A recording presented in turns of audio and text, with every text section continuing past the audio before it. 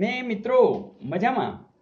મિત્રો આપણે જીએસસીએસએલ 2016 ની જે પરીક્ષા હતી, ઓફિસ આસિસ્ટન્ટ, ડેપો મેનેજર, આ બધાની અંદર જે મેથ્સના સમ પૂછાયેલા એમાં આપણે નજર કરી રહ્યા છીએ અને નવું શું છે એ આપણે જોઈએ.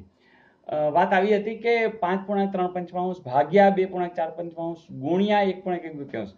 તો પહેલી વાત તો એ છે કે આ જે મિશ્ર સંખ્યા છે ને એને તમારે અપૂર્ણાંકમાં ફેરવવાની. હવે તમને ખબર છે કે અહીંયા આ બેનો ગુણાકાર 25 25 એમાં ઉપરનું ઉમેરવાનું એટલે કેટલા થયા 28. 28/5 ભાગ્યા ફરીથી 5 દુ 10 એમાં ઉમેરવાનું 4 એટલે 14. 14/5 ગુણ્યા 2 એકુ 2 એમાં એક ઉમેરો કેટલા 3 3/2 આટલું થયું. બીજી એક વાત મિત્રો, તમને ખબર છે કે આપણા પાસે કઈ વસ્તુ પહેલા કરવી તો એના માટેનો નિયમ છે કયો? ભાગુ સભા, ભાગાકાર ગુણાકાર સરવાળો બાદબાકી. જ્યારે આમ તમે જઈ રહ્યા છો તો પહેલા આપણે આ પ્રોસેસ કરવાની છે. હવે એમાંય આપણે એક વસ્તુ જાણી જઈએ કે તમે ભાગાકારના ગુણાકાર કરી શકો. ફરીથી ભાગાકારના ગુણાકાર કરી શકો, પણ આ પદને તમારે વ્યસ્ત લેવાનું. એટલે કે 28/5 ભાગાકારના આપણે ગુણાકાર કરી શકીએ, પણ આપણે 5/14 લઈ લેવાનું. ઓકે, હવે તો કોઈ સવાલ જ નથી. તમારે જે કરવું એ કરો, કારણ કે બધું ગુણાકારના સ્વરૂપમાં આવી ગયું. તમે કહેશો સર 5 5 ઉડે છે, આ ઉડાડી નાખો.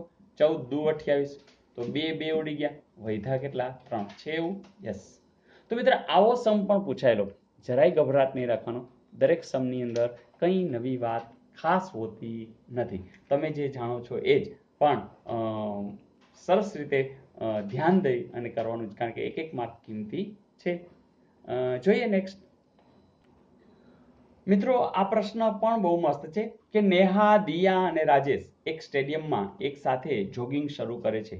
તેઓ ક્રમશઃ 45 સેકન્ડ, 54 સેકન્ડ અને 36 સેકન્ડમાં ચક્કર પૂરું કરે છે. તો ત્રણેય કેટલી સેકન્ડ પછી પ્રારંભિક બિંદુ પર ભેગા થશે? મિત્રો આપણે ખબર છે કે જ્યારે એ લોકો રાઉન્ડમાં આમ જોગિંગ કરે, અહીંથી સ્ટાર્ટ કરે, જુદી જુદી સ્પીડ છે બધાની.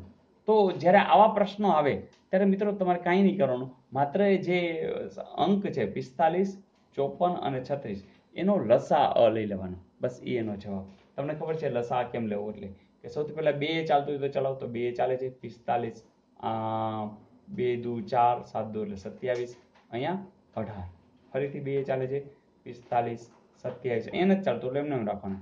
અહીંયા ચાલે છે એટલે 9. હવે 2 જુઓ જો ક્યાંય ચાલતું નથી, એટલે 2 પછી અવિભાજ્યમાં કોણ આવે? 3. તો 3 લ્યો, તો અહીંયા 15, 9 તેરી 27, 3 તેરી 9.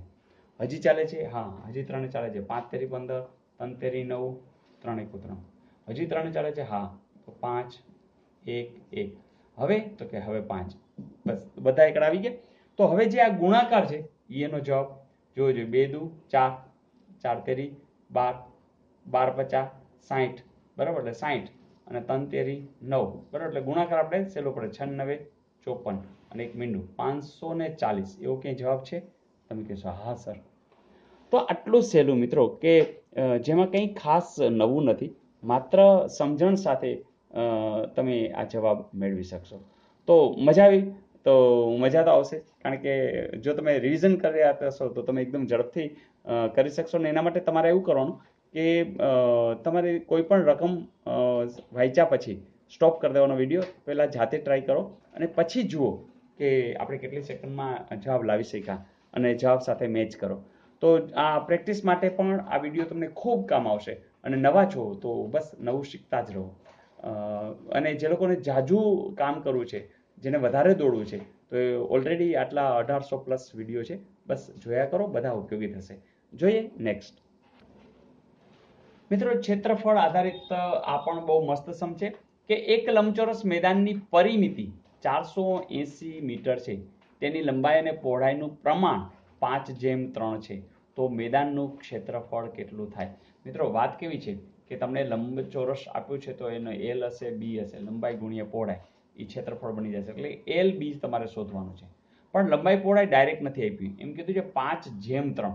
એટલે કે આ 5 હોય તો આ 3 હોય, આ 10 હોય તો આ 6 હોય, આ 5 તેરી 15 હોય તો આ 3 તેરી 9 હોય, આવી કંઈક વાત. તો આપણે ખબર છે કે આને તમારે 5x ધારવાનું છે, આને આપણે 3x ધારવાનું છે. તો 5x અને 3x છે એ લંબાઈ અને પહોળાઈ છે. તો હવે બસ કામ પતી ગયું. પરિમિતિનું સૂત્ર તો તમે જાણો જ છો કે પરિમિતિ આપણે જ્યારે મેળવવી હોય ત્યારે શું કરીએ છીએ? તો આપણી પાસે સૂત્ર જ છે શું? 2 L + B બરાબર પરિમિતિ. એ તો તમને કેટલી આપી છે? 480. એટલે કે 2 × એલ વત્તા બી એટલે 5x વત્તા 3x ડાયરેક્ટ કરી નાખો 8x બરાબર પરિમિતિ કેટલી છે 480 તો જુઓ છે આ બે આ બાજુ જશે એટલે કે 8x બરાબર 240 હજી x છે એમાં 240 ના છેદમાં 8 તો 8 તેરી એટલે કે 30 છે x ની કિંમત મળી ગઈ હવે તમને ખબર છે તો આ કેટલા થશે તો કે આ 5 તેરી 15 5x છે એટલે x ની જગ્યાએ 30 મૂકો 5 તેરી 15 ને મીંડું એ જ રીતે આ 3 તેરી 9 તો તમારી પાસે 150 અને 90 એ એલ અને બી મળી ગયા તો હવે તમને ખબર છે 150 ગુણ્યા 90 એ તમારો જવાબ તો તમે સીધો હવે ગુણાકાર કરશો 15 નવા 135 અને 2 મીંડા આ તો જોજો 13500 છે આ રહ્યા તો મિત્રો મજા આવી તો આવા જે સાદા જે સમ છે એની અંદર નાની વાતો છુપાયેલી હોય છે એ નાની વાતો તમને સરળતાથી યાદ રહી જશે